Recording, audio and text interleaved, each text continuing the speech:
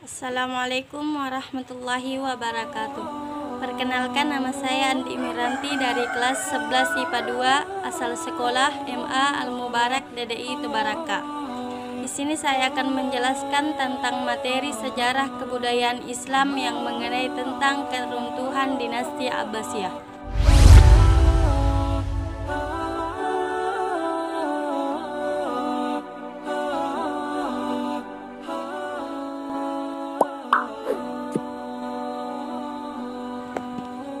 Dinasti Abbasiyah merupakan masa kepemimpinan Islam keempat setelah Rasulullah, Khulafaur Rasyidin, dan Kekhalifahan Umayyah. Dinasti ini terbagi menjadi 5 periode dengan berbagai macam bentuk kebijakan politik dan sosial. Dinasti ini dikenal sebagai The Golden Age of Islam, di mana banyak umat muslim muncul dan menghasilkan karya-karya yang berpengaruh hingga hari ini, seperti Al-Khwarizmi yang dikenal sebagai bapak matematika, Abbas bin Firnas sebagai bapak aerodinamika, dan Ibnu Sina sebagai bapak kedokteran. Dinasti ini mengalami masa keemasan pada periode pertama. Namun, tahukah kamu, dari periode ini pula muncul benih kehancuran dinasti Abbasiyah.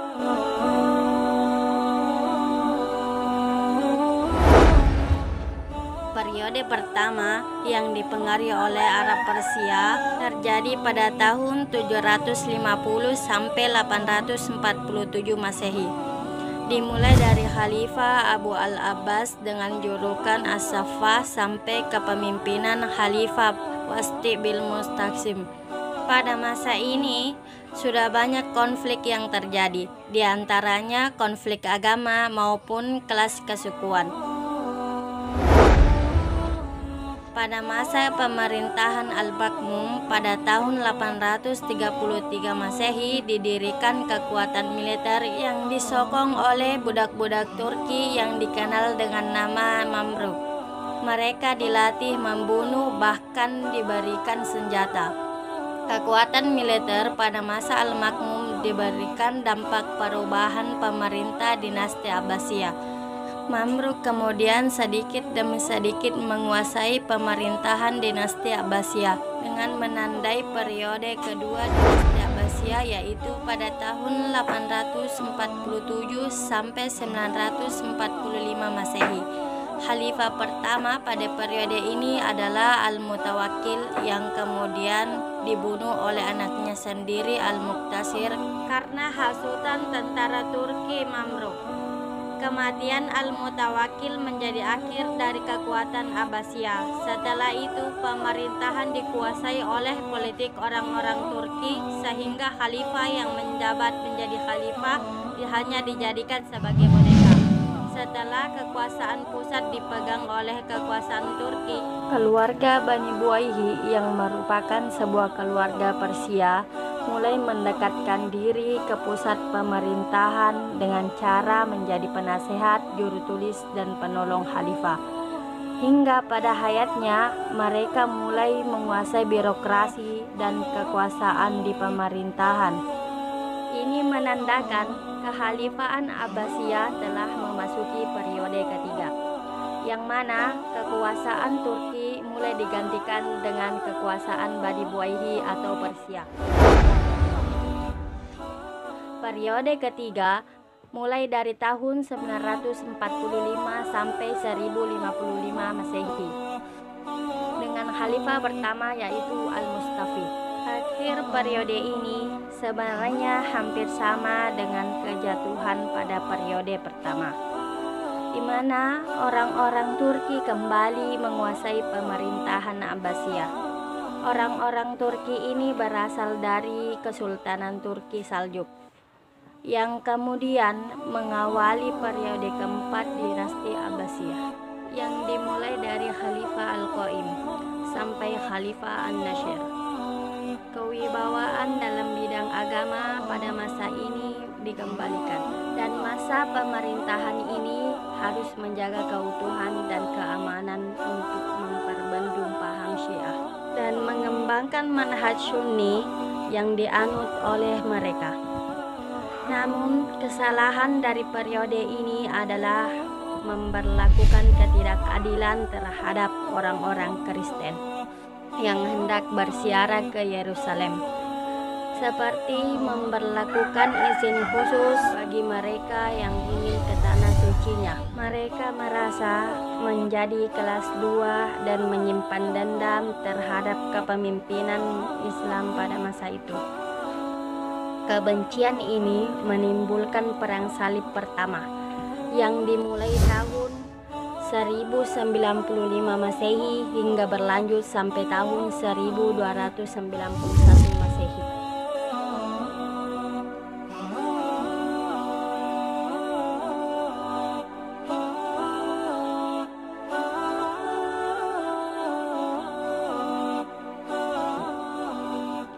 Berlangsungnya Perang Salib kemudian dilanjut sebagai bagian periode kelima, yaitu tahun 1194 sampai 1258 Masehi. Pada periode ini, wilayah-wilayah Abbasiyah memutuskan untuk membentuk dinasti sendiri-sendiri, dan Perang Salib menyebabkan melemahnya kekuasaan dan terbakarnya perpustakaan di Baghdad. Namun, di sisi lain, Perang Salib ini mempunyai dampak positif, yaitu perdagangan antara Eropa Barat dan Asia Tengah. Saat Perang Salib mulai mereda, timbul penyerangan yang sangat besar yang datang dari timur. Penyerangan ini dipimpin oleh Huragukan dari bangsa Mongol. Dengan penyerangan tersebut, berakhirlah Kekhalifaan Abbasiyah pertama. Jadi, secara garis besar, dinasti Abbasiyah dibagi menjadi 5 periode. Periode pertama dipengaruhi oleh Arab Persia. Periode kedua dipengaruhi oleh Turki pertama. Periode ketiga dipengaruhi oleh Bani Buwayhi. Periode keempat dipengaruhi oleh Turki II atau Saljuk. Dan periode terakhir jadi penyerangan dari barat dan timur, baik Perang Salib maupun bangsa Mongol. Dan dinasti Abbasiyah mengalami masa keemasan pada periode pertama dan mengalami kemunduran pada periode setelahnya. Selama 5 periode, pendidikan dan ilmu pengetahuan terus berkembang dan memberi sumbangan terbaik terhadap ilmu pengetahuan saat ini. Namun, dalam bidang politik dan ekonomi, dinasti Abbasiyah benar-benar mengalami kemunduran sejak memasuki periode kedua. Pemerintahan dipenuhi dengan perebutan kekuasaan dan eksploitasi kekayaan negara. Hal ini menyebabkan menurunnya pendapatan dan meningkatnya pengeluaran, sehingga Baitul Mal 4 periode terakhir mengalami defisi anggaran. Ketidakstabilan yang dialami oleh dinasti Abbasiyah, baik secara politik, sosial, ekonomi, militer, dan agama, akhirnya berujung kepada kejatuhan peradaban emas Islam yang sangat dibangga-banggakan.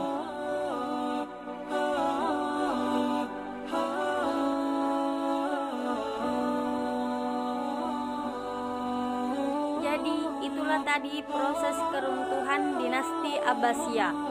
Semoga apa yang tadi saya sampaikan bisa bermanfaat bagi semuanya. Sekian dari saya, minallahi musta'an wa alaihi tiklan. Assalamualaikum warahmatullahi wabarakatuh.